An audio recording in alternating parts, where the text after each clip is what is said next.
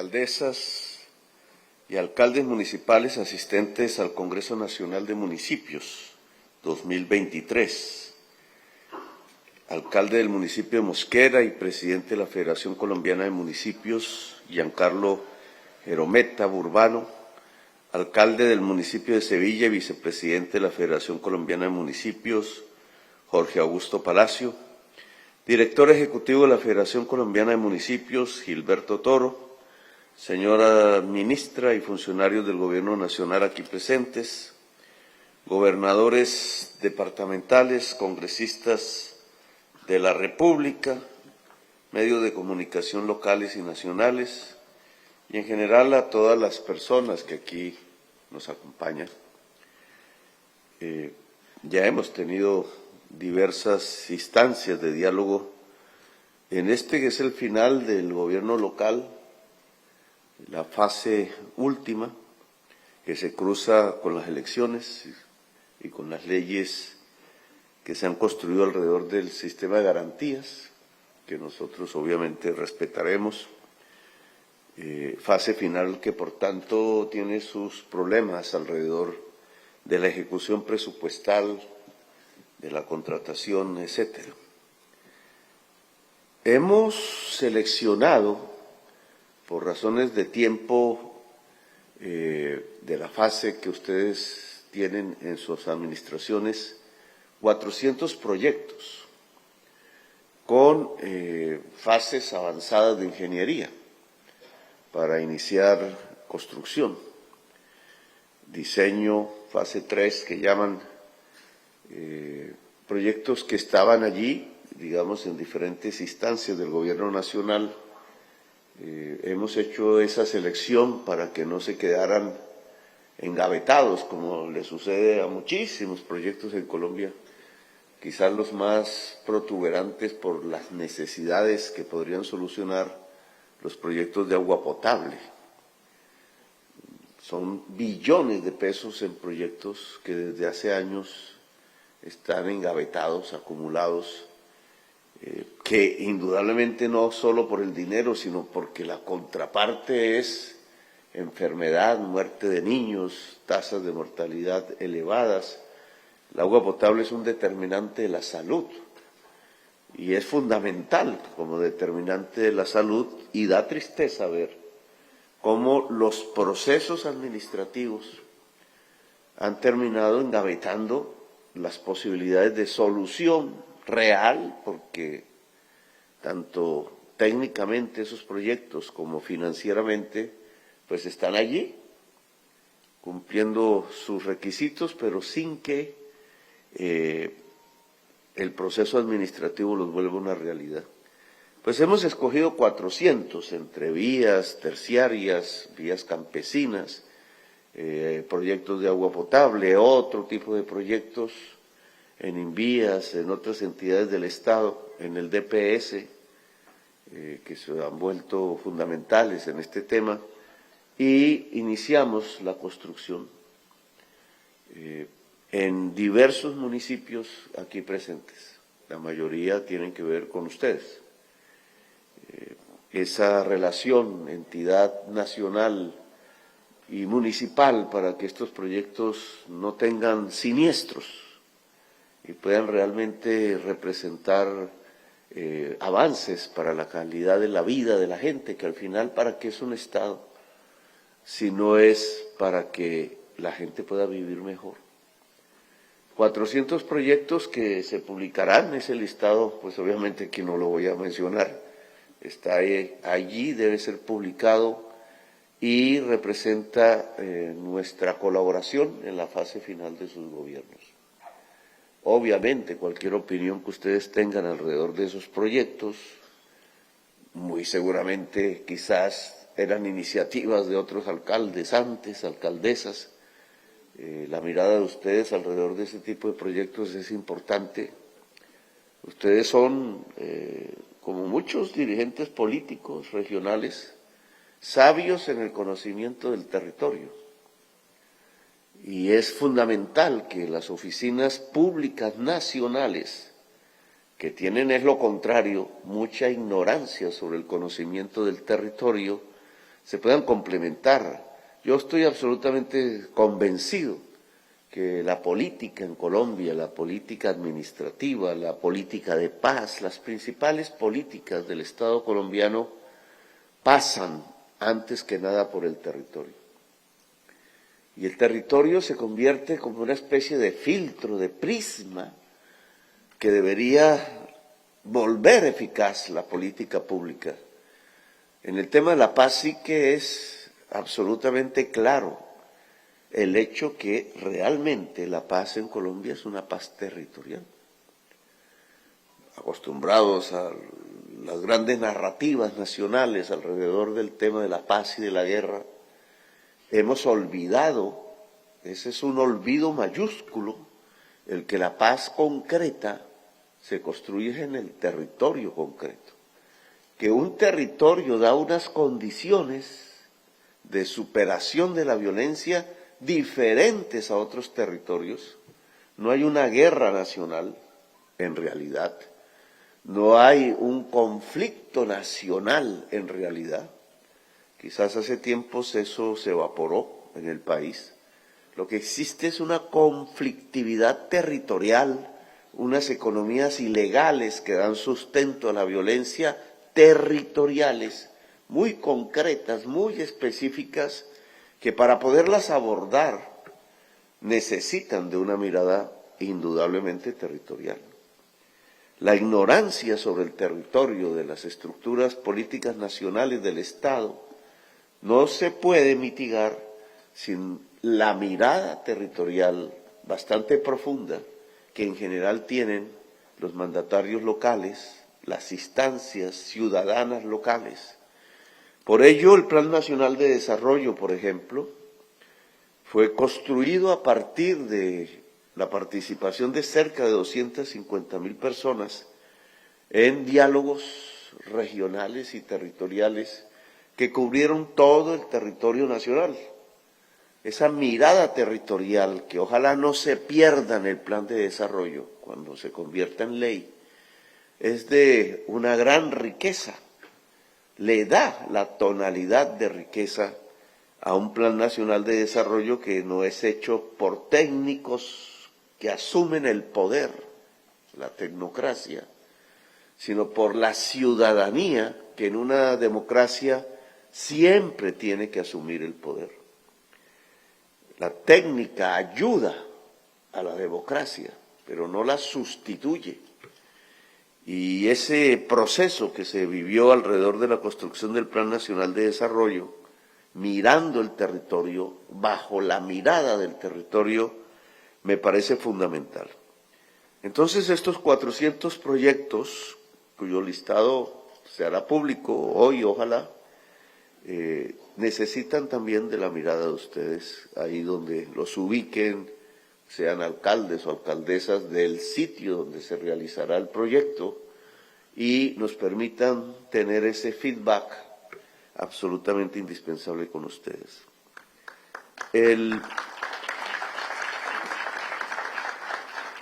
tema municipal en estos 9 meses, para mí obviamente es la fase inicial, para ustedes la terminal, por ahora, pero, y además las elecciones darán un resultado X de tipo político que ojalá ponga la discusión del municipio sobre el tapete del gran debate que nosotros hemos querido desatar, las reformas.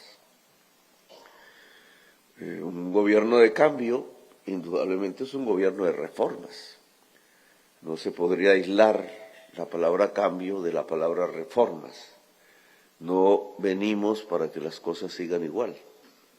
El mandato popular que se expresó el año pasado, pues tiene un claro mensaje hacia el cambio y por tanto hacia reformas.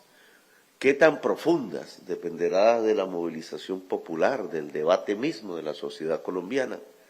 ¿Hacia dónde? Porque las fundamentales, en mi opinión, ya están en el Congreso de la República una serie de debates nacionales que cada vez serán más profundos, intensos, indudablemente, ojalá movilizadores hacia unos temas que son estructurantes de la sociedad colombiana, no los únicos: la salud, el derecho a la pensión, el trabajo.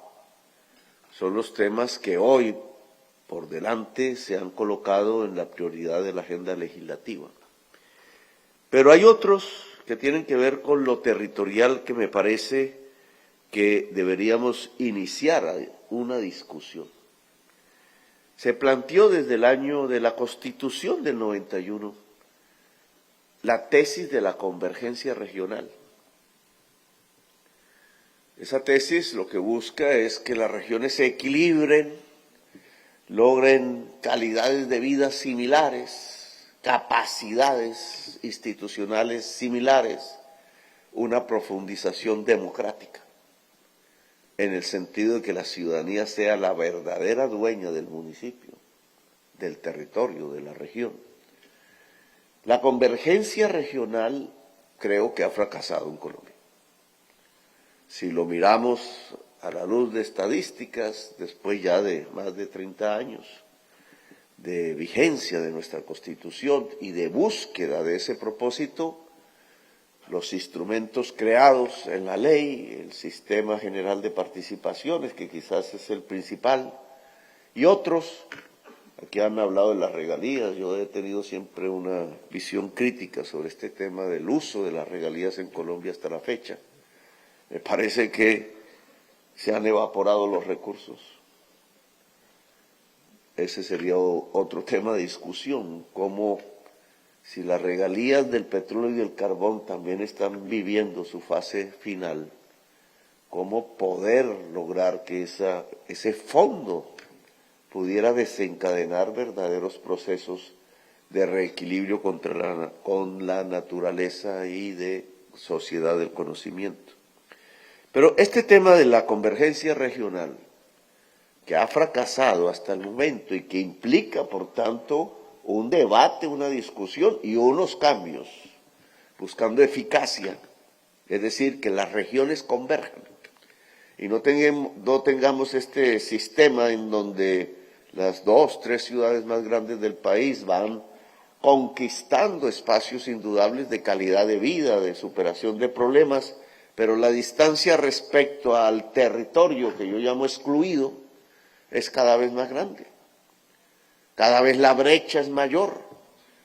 El territorio excluido es el que termina incubando la violencia, el que termina incubando la pobreza, la exclusión de grupos incluso homogéneos en términos de cultura, de etnias, termina convirtiéndonos en el país desigual socialmente que hoy somos, uno de los más desiguales de la tierra. No se puede plantear la igualdad, que es una consigna básica de antaño, la Revolución Francesa, que generó el proyecto democrático en el mundo. No se puede plantear la igualdad sin la igualdad regional.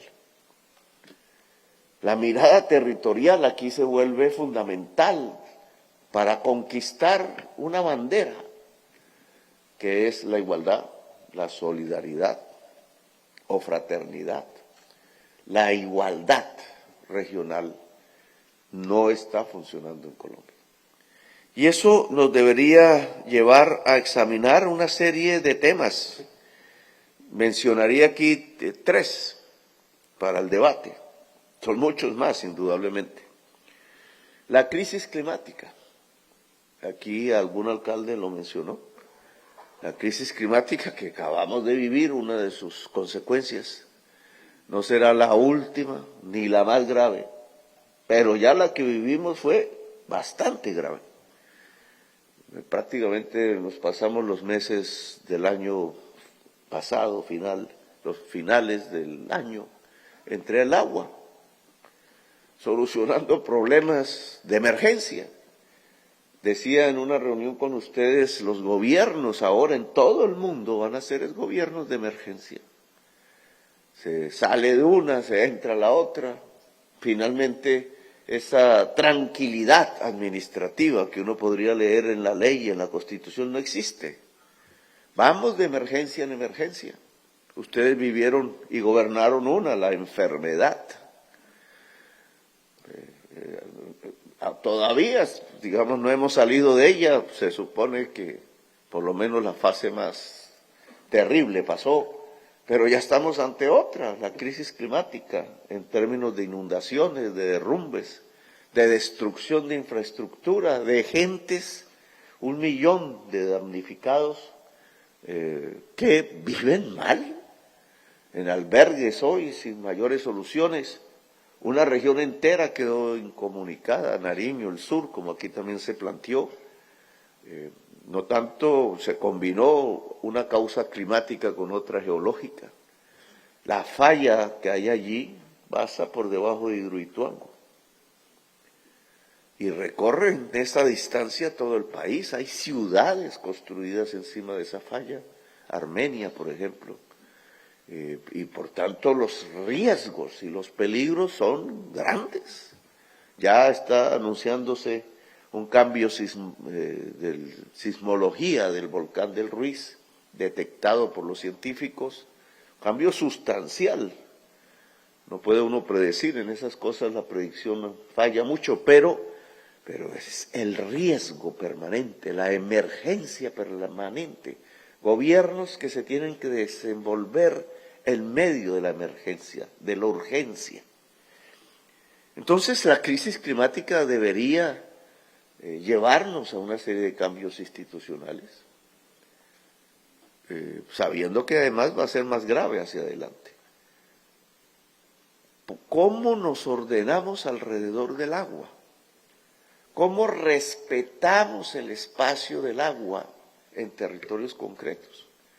Esa es la pregunta que determina la eficacia en una adaptación, como llaman las Naciones Unidas, adaptación a la crisis climática. Es decir, cómo esa crisis, con todas las consecuencias cada vez más graves hacia adelante, no nos mata a la gente. ¿Cómo nos puede mantener unos sistemas de equilibrio económico? ¿Cómo la gente pueda desarrollar niveles de vida por lo menos similares a los anteriores a la crisis? La práctica, la inercia, diría yo, ha consistido en hacer muros. Casi por donde uno va le van diciendo, no, levante este muro, ayúdenos a levantar este muro. Los muros quedaron destruidos en esta emergencia, demostrando que la ingeniería del siglo XX no está capacitada para darle soluciones a los graves problemas de crisis climática. Las ingenierías de la crisis climática lo que nos hablan es de otras obras, incluso de liberar los espacios del agua. ¿Cómo se aplica eso en el mundo rural? Sin hablar de productividad de la tierra y sin hablar de reforma agraria, nos conduce a unas discusiones del relacionamiento de los seres humanos y del poder. ¿Cómo se traduce eso en una ciudad? ¿Cómo somos resilientes? Palabreja que ahora es famosa. ¿Cómo no nos da temor como funcionarios aplicar leyes que nos permitan que la gente pueda vivir en el territorio y que no se maximice el riesgo hacia la vida derivado de la crisis climática? Creo que aquí tenemos un gran papel, unas grandes transformaciones. ¿Funcionan los POTs?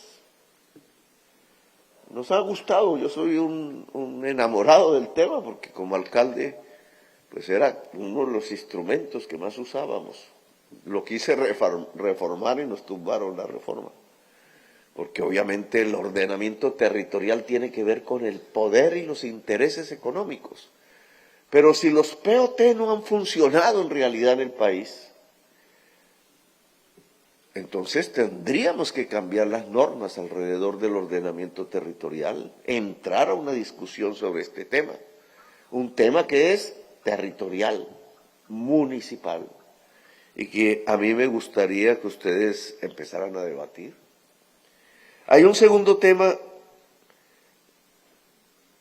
que no se necesita ya de ley, se está desarrollando, que es el catastro multipropósito.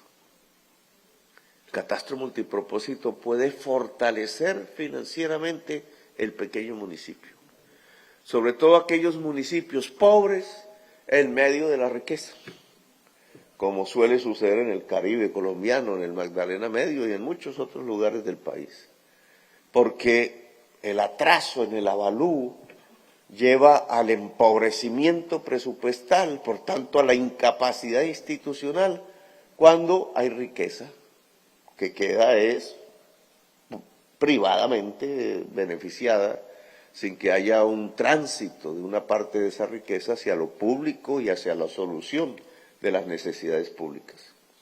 Nosotros hemos tomado la decisión de hacer el catastro multipropósito. Incluso, en esto fui un poco más audaz, me cortaron las alas, porque había puesto para la edición presupuestal de este año, que está en discusión en el Congreso en este momento, 2 billones de pesos. Han calculado que el catastro multipropósito en todo el país puede valer unos 4 billones de pesos. Pues yo dije, no, pues la mitad hagámoslo de una. Además porque es fundamental para la reforma agraria y por tanto para el cumplimiento de los acuerdos de paz. El punto 1 del acuerdo de paz con la FARC. Está escrito el catastro multipropósito en los acuerdos mismos. Pues hagamos la mitad y el año entrante la otra mitad y quedan unos municipios con un instrumento muy fuerte. Los pocos municipios que ya lo han adelantado, creo que es el 9% apenas lo adelantado por el pasado gobierno en esta materia, pero ahí donde se hizo, saltaron los niveles presupuestales del municipio. Indudablemente eso significa municipios más ricos, más poderosos, más eficaces, más vivos, municipios vivos. El florecimiento de la vida municipal tiene que ver, lo han dicho ustedes, con el dinero. No puede haber fortalecimiento del poder local sin presupuesto.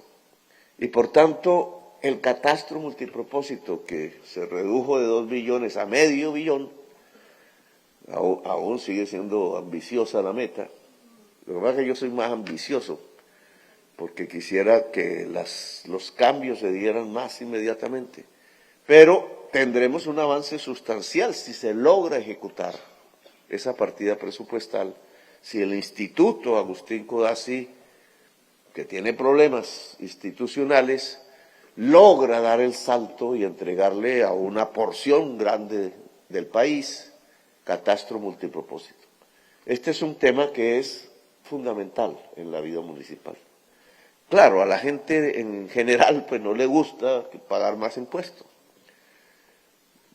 Grandes latifundios improductivos pues quisieran no pagarle impuestos al municipio y resulta que el municipio se queda sin la capacidad de dar educación, de dar salud, etcétera. Pues hay que hacerlo. La vida municipal tiene que crecer presupuestalmente y el catastro multipropósito es un instrumento que creo es eficaz. Por tanto, ese salto hay que darlo.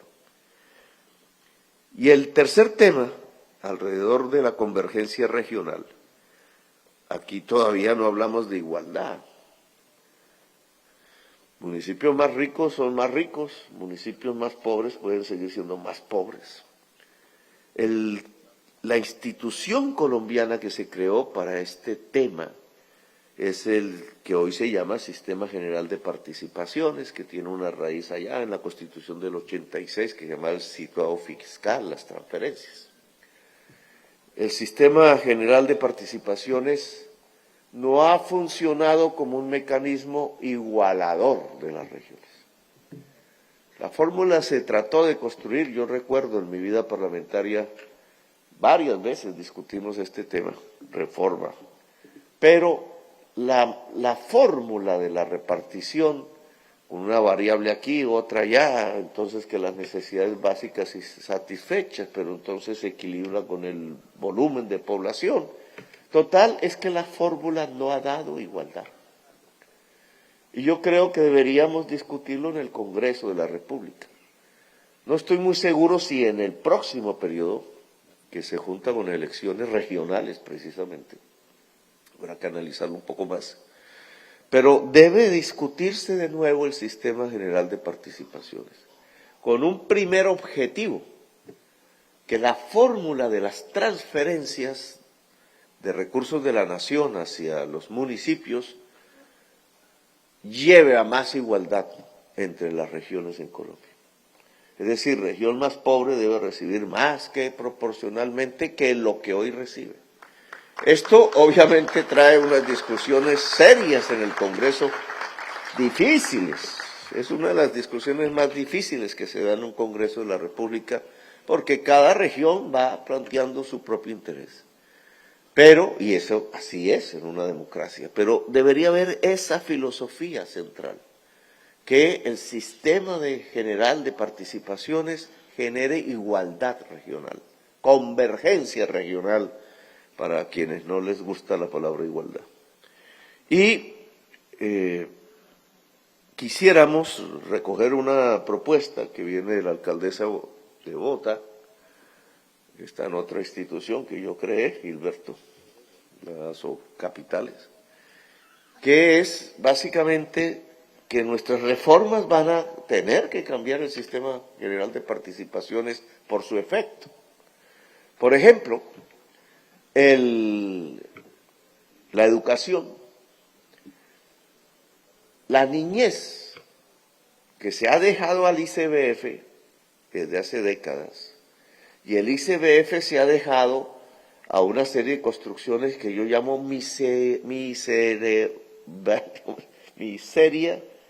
soluciones miserables, pero eso tiene otro nombre,